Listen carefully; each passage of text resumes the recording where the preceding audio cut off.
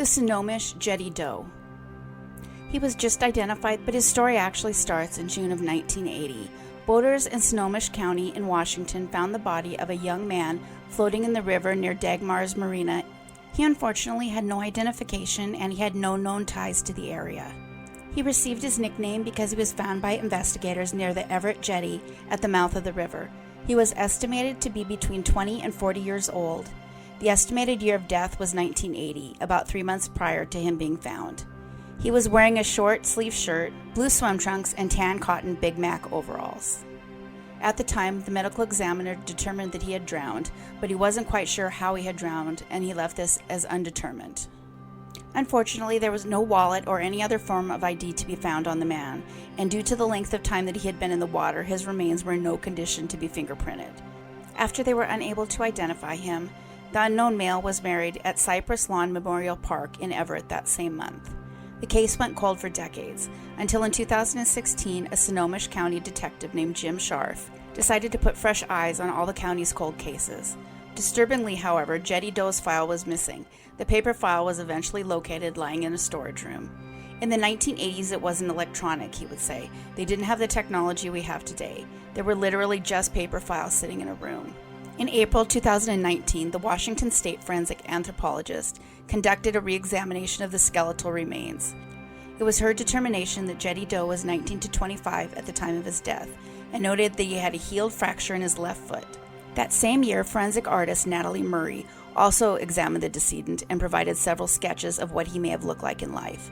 Then, in 2021, DNA was extracted, along with a section of the left femur. They were sent to a lab known as Othram. Othram is located in Texas, and they actually have a really good reputation for solving cold cases through DNA. In the past, this has included identifying cold case killers, as well as John and Jane Does. They uploaded the DNA to GEDmatch and produced a match from two different siblings. The two family members were contacted, and they confirmed that they had a brother by the name of Stephen Lee Knox, who went missing at the age of 24 in May of 1980. Stephen Lee Knox was formally identified on July 15, 2021. Of course, that is only a small part of the story. His sister Jan said that they had been desperately trying to find him all of that time. Stephen wasn't a Washington resident for long. In fact, her brother was a 24-year-old from Wisconsin. Jan said Knox, an Air Force veteran, came to Washington State simply looking for adventure. He settled in Everett, but not long after he revealed a troubling secret. He told his brother the bad people were after him and that if they find him, they will kill him, recalled Jan. His family believed all along that he'd been telling the truth and that their brother was dead, but whoever killed him had successfully hid his body. They never expected to find him after all of this time. For the Knox family, it's still really important to find out who killed their brother. They did make a statement to say how grateful they are that he's finally on his way home. He went unidentified for 41 years. If Stephen had lived, he would be 65 today. If anyone knows anyone who wanted to harm Stephen Knox, please call the number on your screen. Septic Tank Sam, also known as the Toefield John Doe. For many decades, the murder of Septic Tank Sam hung over Alberta, Canada. A man who had been tortured, mutilated, and shot, and he was found in a bedsheet that was packed in lye, and he was stuffed headfirst down into a septic tank in a farmer's field outside of Edmonton. His body was actually discovered by accident, and it was unlikely he would have ever been found. The farmer was simply trying to salvage parts from an old septic tank. Thankfully he did, and this was how he was discovered in 1977.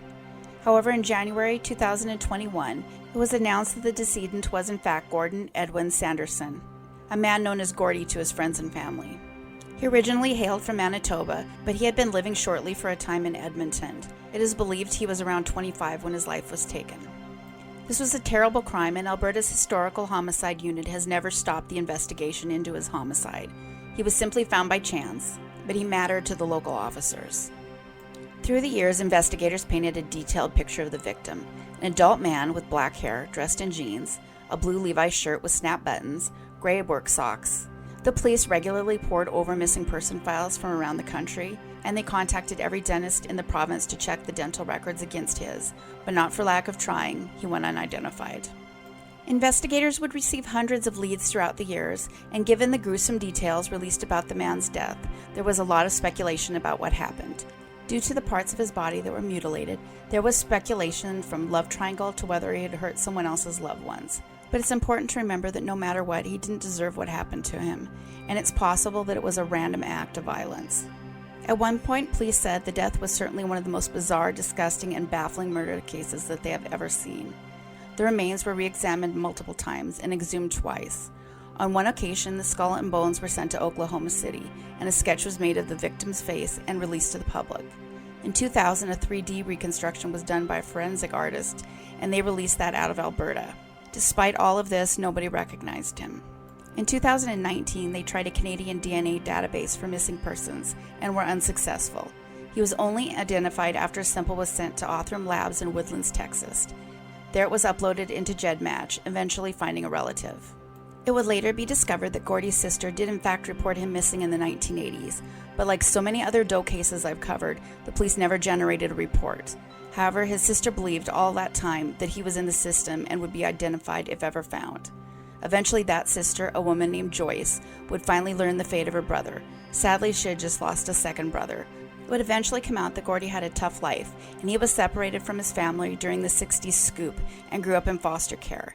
The 60s scoop was a dark time in Canadian history. Authorities were allowed to scoop up and steal Indigenous kids from families and put them in foster care under the guise of assimilation. The police believed that Gordy was killed by associates involved in various criminal acts in the Edmonton area, possibly with links to organized crime. The identity of Septic Sam was unknown for 44 years. If he had lived, he would be 71 years old today.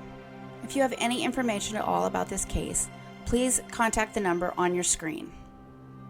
The Charlotte County John Doe No. 1 from Charlotte County, Florida.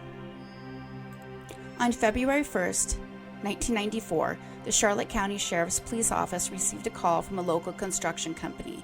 They had found a human body in the woods near Tulip Street in northern Charlotte County.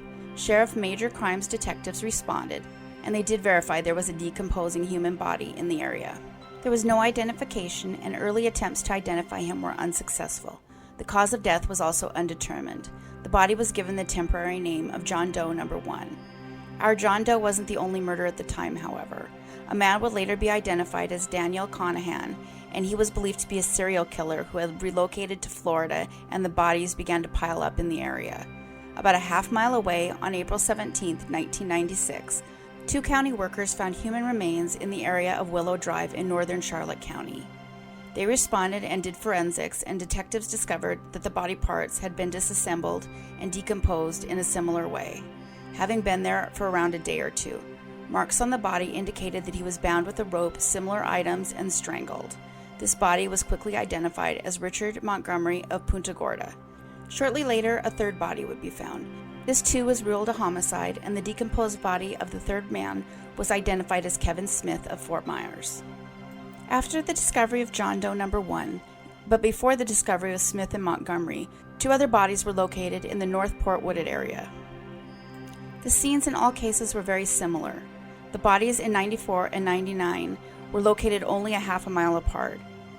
Daniel Conahan was considered a viable suspect in all of these serial killings. He would subsequently take the males and tie them to a tree, take their pictures, and then kill them. Conahan was 42 at the time. He was born in 1954. From what I can ascertain, he was a gay man who liked killing and preyed on male transient victims. It's important to point out that there's no indication that the men were working as escorts or were in any way involved with Conahan. It appears they were simply at the wrong place at the wrong time. It appears he was only tried and arrested for the murder of Richard Montgomery. It's impossible not to notice how much these men resemble each other. In June of 2020, DNA from John Doe No. 1 was forwarded to the University of South Carolina. They were able to determine that there was enough DNA present for sequencing and genealogical searches. This is great news, and in February of 2021, the cold case team was able to upload to GEDmatch his DNA. By April of 2021, he was tentatively identified as a long-missing relative named Jerry Lombard, and the DNA would confirm it. The family described Jerry as a free spirit. It was common for him to disappear for long periods of time, leading to the family being unsure if he was missing on purpose. Eventually, they began to suspect he was dead, because while he drifted a bit through life, he was a good person, a loving brother, and he always contacted his family to say he was okay. Jerry's sister Carol had given up hope finding what happened to him. She last spoke to him in 1991. Gerald went unidentified for 27 years.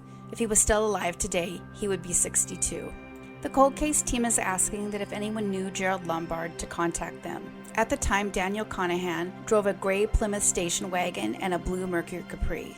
If you have any information at all, please call the number on your screen. The Jackson County John Doe. Loggers were working in a remote area of Wisconsin when they got an unexpected surprise. It was August 15, 1978. They believed the remains had been there for at least a few months before discovery. The manner of death was determined to be homicide, but the specifics haven't been released. In April of this year, 2021, the remains were identified as belonging to Dennis R. McCon, who was just 29 years old when he went missing from Kenosha, Wisconsin in 1977. His family reported him leaving for work, and they never saw him again. His death is presumed to be a homicide. The DNA Doe Project was first contacted for assistance with this case in 2019. After DNA extraction and sequencing, it took over 270 hours of research to identify Mr. McCon. Most of that research was done pro bono by volunteers. There isn't a real-life photo of Mr. McCon available. In fact, there's very little information on his case. If he were alive today, he would be 74. He was missing for 44 years and unidentified for 43. Hopefully they will be able to figure out who took his life, and if you have any information at all, please call the number on your screen. That's it for today. Thanks for watching and listening, and bless all of the families who got their loved ones back. Please hit subscribe if you haven't yet, especially if you like this video, as I do have another identified one that will be coming out soon. We offer 2 brand new episodes weekly and occasionally a third. Take care of yourselves and each other.